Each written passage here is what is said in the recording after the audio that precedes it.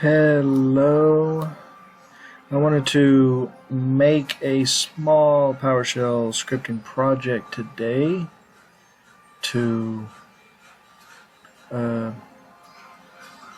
contribute to week 7's discussion. The project I decided to do was to have PowerShell monitor my memory usage and give a notification when my memory usage was high. And I feel like that would kind of display sort of the automation aspect of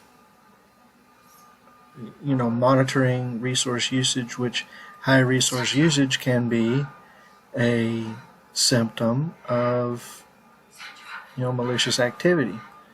So okay, but I'm still pretty new to PowerShell, so I didn't get too fancy or anything. But doing a little research, finding that PowerShell can put notifications onto your screen in Windows with a module called Burnt Toast.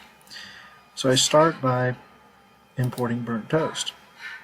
Now for the program itself, I'd have the whole thing sitting in a while true loop, which will play all the time until it's stopped. By default, you don't even have to code this in. Control-C will kill any script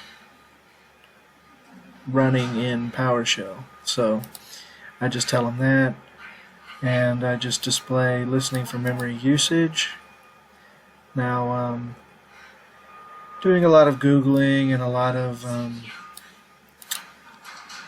stuff, I was able to use Git counter to see the different counters that I could do. And we have NIC, we've got some other network interface thing. We got processor time, we've got memory committed bytes, the memory cache, all this and that. What I wanted was memory committed bytes in use, because I saw that that percentage right there, that 81, is the same as, or basically the same as this attribute right here in my task manager, physical memory in use by active processes. And that's the information that I want. So I did some querying. I may or may not have asked ChatGPT for a little help on this. But found out that you put this counter path into it, and you can access the counter samples, which is up here, and the cooked value, which is that discrete number. Without doing that, it sends you back this whole thing, which isn't as useful. Turn that into a variable, and then I ask the question, is that variable greater than?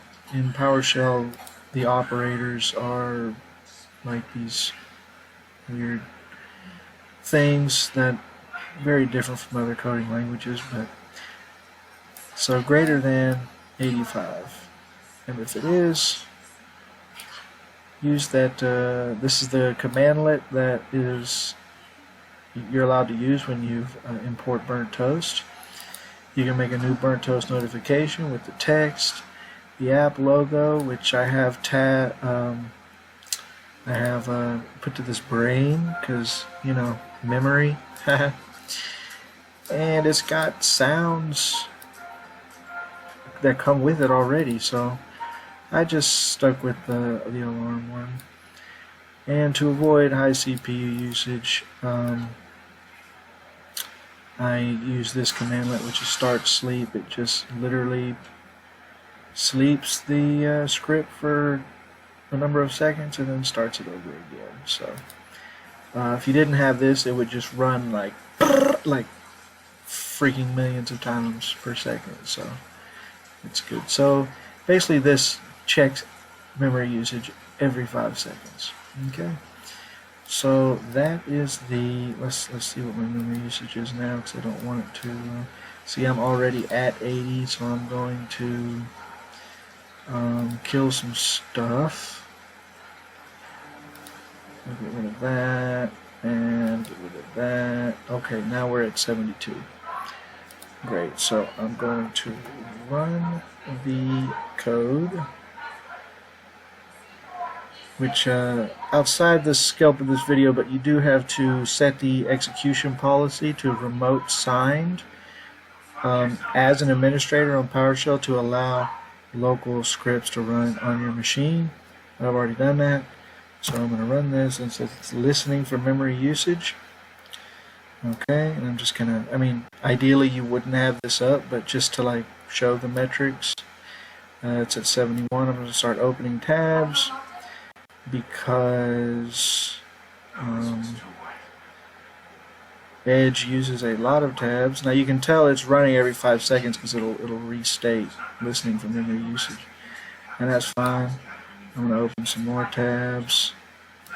Telegram, Discord.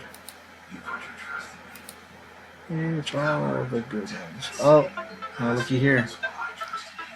Now we've got a toast notification. Memory usage getting high AF. It's got the picture of the brain. Boom. So now I don't even need Task Manager open. You know, I can just be like, oh, hello. Let me cool it up a little bit. And let me get rid of some of these now. But yeah. And so then it's not happening again, so we're back down to good. So I'm going to exit that. That is my little display here, and thank you very much.